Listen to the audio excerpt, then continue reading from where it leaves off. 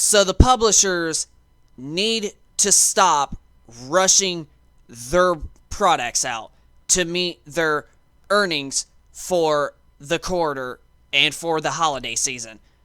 This is completely unnecessary, and publishers have got to stop. And finally, they're getting payback, especially with 3 games that we are going to be talking about on this video. So, this is Tech and Gaming Reviews, and let's roll the video, shall we?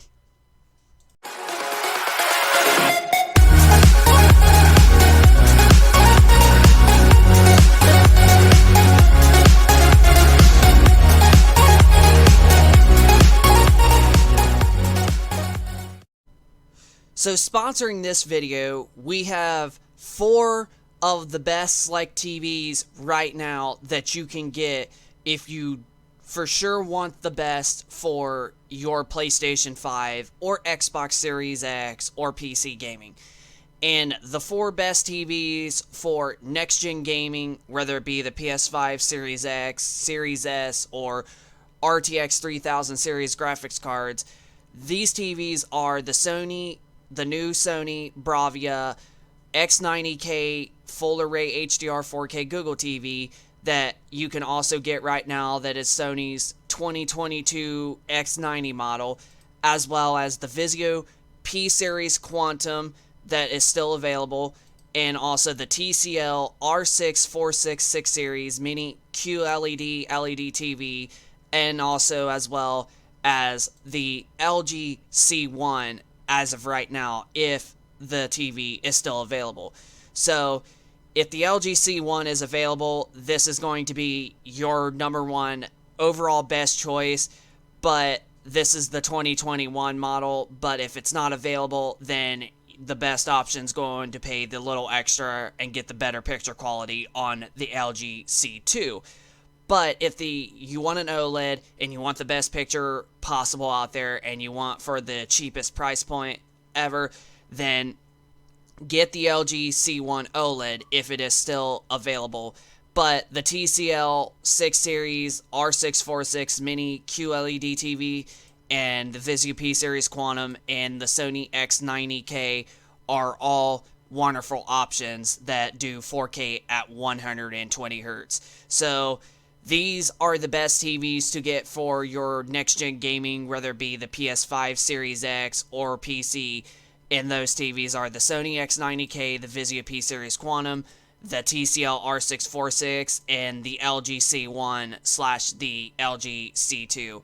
So, thanks for watching our sponsor video of our top 4 best TVs for next-gen gaming in 2022. So, over the last few years, there has been one game that has been rushed out the door, that has had bad reception from the consumers, and that has just been a bad game overall. You've seen it with Fallout 76 in November 2018. Then 3 months later, in February 2019, you've seen it with EA's Anthem. But it was a bit longer than that after that game till we seen the next game. And this game is actually probably the most horrible one out of all of the games that were going to be announced. And that, course, my fellas, is Cyberpunk 2077. That game was originally released on December 10th of 2020, and it was a complete disaster. Freaking, you got cutscenes skipping and textures taking forever to load in, and frame rates going all the way down in the teen digits. Not the 20s, not just the 20s, but the teen digits all the way down to like 15 FPS. And you're talking about on a base PlayStation 4 and even a base Xbox One. Getting those numbers, that is completely uncalled for, and that is unnecessary for a game to be like going down that low in frame rate and textures not loading in and popping and stuff. It's just not a good gaming experience. And then the following year after that, which was just late last year in 2021, we have two games that was released unfinished. Battlefield 2042, which, as you're seeing, is on our background of our TV right now. You can tell it is Battlefield 2042 on our PlayStation 4 Pro. And then, however, probably the okayest one out of all of them, but still was missing features at launch, Halo Infinite. So, the main games that we're going to be talking about is Battlefield 2042, Halo Infinite, and of course, Cyberpunk 2077. These games have just been completely, they have been completely messes. Like Halo Infinite missing features at launch, Battlefield 2042 missing a gazillion of features like like leaderboards, and the list goes on and on and on. And then Cyberpunk 2077 releasing with going down as low as in the teens in the frame rate category, frame skipping and textures and stuff not loading into the game and skipping freaking cutscenes. Like, this is just uncalled for in the gaming universe. And it's the same difference like, somebody making a new car. Okay, in order to get that car running, they have to put time and effort in literally every single thing. They can't just be like, oh yeah, we'll put the gas for later.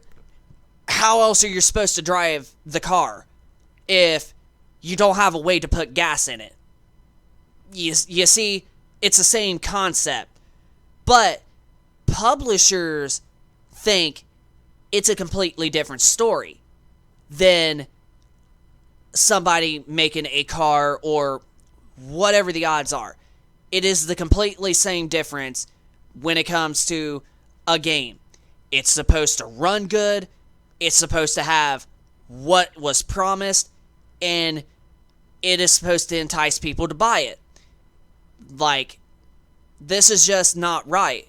Releasing games that are rushed, that are missing features, that don't even play right, and it's uncalled for, and something needs to get stopped. But, however, EA has been getting the backlash over 2042, Battlefield 2042.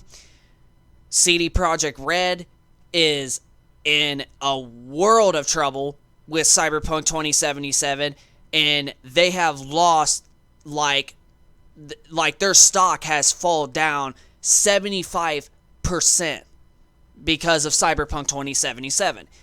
And Microsoft and 343 Industries have been also getting backlash from Halo Infinite, not having a Team Slayer mode, which every other Halo game, even, and of course the last one, which was Halo 5 Guardians, have had a Team Slayer mode at launch. So, what makes the difference with Halo Infinite? Is it because it's an open world game that you couldn't implement that game at launch? Like, Halo Infinite is not quite as bad as Battlefield 2042 and especially Cyberpunk 2077, but it was still missing features, and they have been putting microtransactions into the game instead of actually adding new content. So this just needs to get stopped, and I'm glad to see that publishers like Microsoft, EA, and of course CD Projekt Red are finally getting the backlash and their stocks dropping from customers or from the consumers because of their horrible decisions of releasing rushed out the door projects. This is just uncalled for, And when you release something out and it is not a good product, the consumer will not buy it, and it will not entice the consumer to buy it. Now, like our live stream we just did of the death of Red Dead Redemption 2, we did just a little bit ago. Now, when you compare to a game like that was released, I meant to say, I don't know why I said released, the release date, and it was released and well polished, the consumer is going to buy the game because it plays perfect, it's really great, it plays good, it is what it was meant to be. The developers and publishers promised what they said they was going to do, and it got the consumer to buy the product. And look at Red Dead Redemption 2. 44 million copies in the end of March of 2022. And Battlefield 2042 has not even catch up a quarter of that number. And Halo Infinite hasn't even caught up to that either. So, and I totally get it that these games haven't been out that long either, but Red Dead Redemption 2 managed to sell almost 20 million copies in its first 3 days being out. And Battlefield 2042 and Halo Infinite have not even come close to that. And I don't even know how much that they've honestly sold, but I'm pretty sure it's not enough. Especially Battlefield 2042 has not even sold that many. So, I'm glad to see that the consumer is finally giving EA, CD Projekt Red, and Microsoft the backlash that they deserve for rushing out these wonderful, tremendous projects of Battlefield 2042, Halo Infinite, and freaking Cyberpunk 2077, because something has got to get stopped. And when you release a game broken or half-baked without features that it was meant to have at launch, it does not interest in the consumer whatsoever. So I am absolutely glad to see that something is finally being, is given in to Microsoft, CD Projekt Red, and of course EA for their horrible choices of rushing the games like Halo Infinite, Battlefield 2042, and even the worst, of course, Cyberpunk 2077. So this is just the reality of it. When you release a broken product or a product that was supposed to have a certain amount of features that they promised and they did not deliver on that, it does not interest in the consumer whatsoever, because the developers, mainly the publishers, is the one that's doing this on the developers. But when the publishers lie about a product having a certain feature or these features and they don't deliver on that, it usually does not interest in the consumer whatsoever. So, yeah. So, Cyberpunk 2077, Battlefield 2042, Halo Infinite is the 3 games within this past year that has had bad reception, and they have been getting backlash for it. And I'm glad to see that they are finally getting what they deserve, because when the consumer gives them crap, that means the next product is going to be better. And like everyone has always said, if a game has to be delayed several times, or has to be delayed for like a whole year, 6 months, whatever the case is, as long it gives them the time to well polish the game, put everything they got to make it a well polished game.